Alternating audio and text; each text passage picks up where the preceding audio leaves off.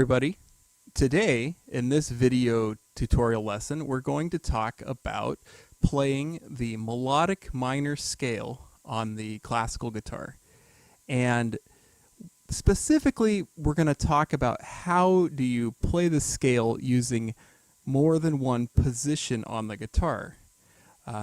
It's a common problem for guitarists to kind of get finger locked into a block of frets on the guitar, and today I'm going to show you a way to break out of that a little bit. We're learning to explore the possible finger combinations on the neck of the guitar, and also we get to practice that idea of that really quiet shifting on those really quiet nylon strings. And stick with me all the way to the end of this video, and I hope you enjoy it. Today we're going to play the C melodic minor scale. Is really interesting because it sounds slightly different going up the scale and going down the scale. It sounds slightly different, and the reason for that is because we change a couple of notes when we go down. We change, for example, from a B natural going up the scale to a B flat going down the scale, an A natural going up the scale to an A flat going down the scale. So that's just a little bit of the theory and the reason why it sounds different.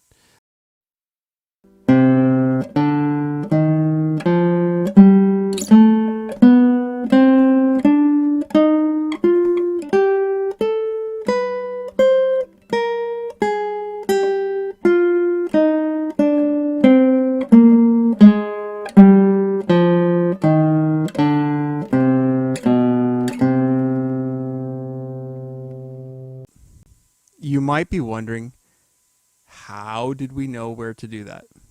Well, I have another video that will help you to understand where all of the scale notes are on the fretboard. So if you check out the video description below, you'll see my video on caged theory.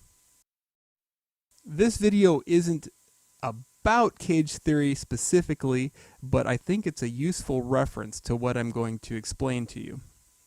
So if we look at the fretboard, when we started playing this scale, we're playing kind of here, and that's going to be kind of in that A shape from my cage theory video.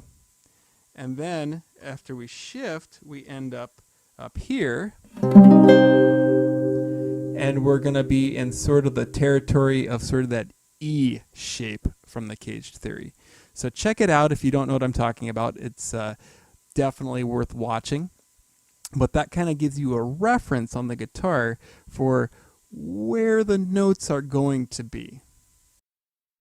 The next important thing to note is that in order to play the scale, as I'm demonstrating in this video, I have to shift a couple times. And so it's important to pick the strings that you want to shift on so you can have a couple of things, a variety of fingerings, so you're not locked into a cage box on the fretboard.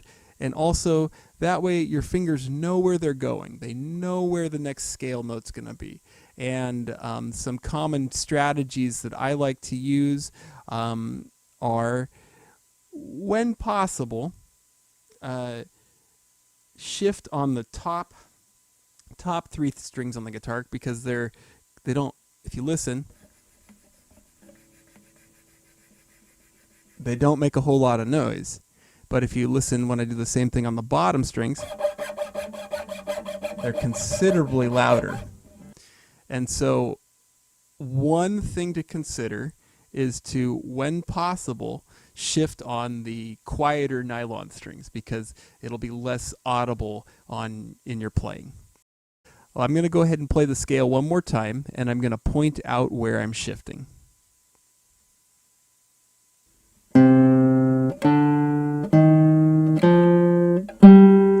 So I'm on the 4th string, and I'm going to have to shift from this finger up to here.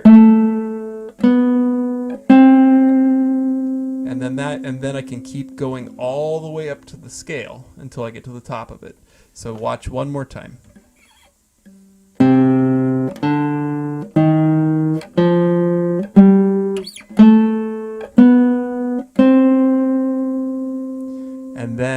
Next, I'm just going to keep going up that scale.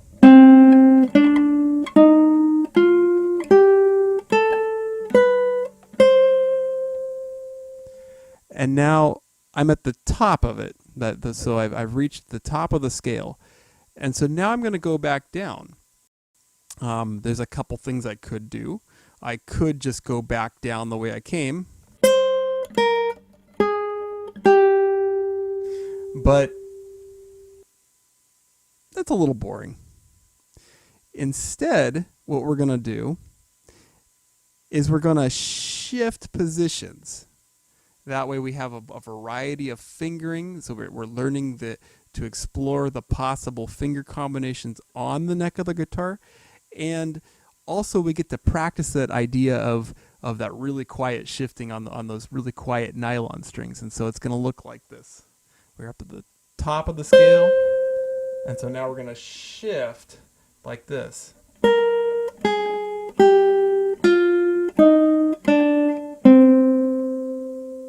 So one more time, I'm going to demonstrate that shift one more time. So we're at the top of the scale.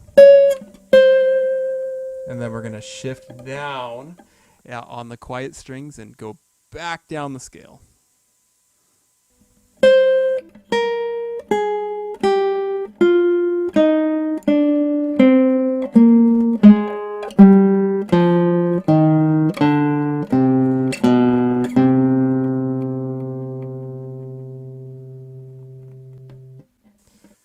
All right, so now that we've seen where we're shifting, we've talked about the idea of, when possible, shifting on the quieter strings to have less noise in your playing. I'm going to go ahead and demonstrate this one more time.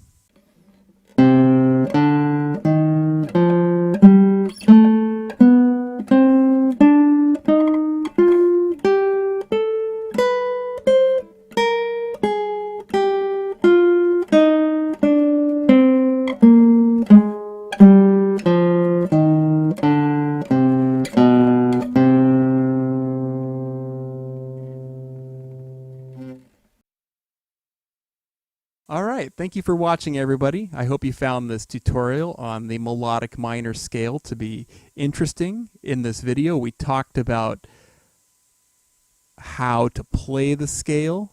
We talked about how it relates to caged theory, the two different positions that we're shifting through.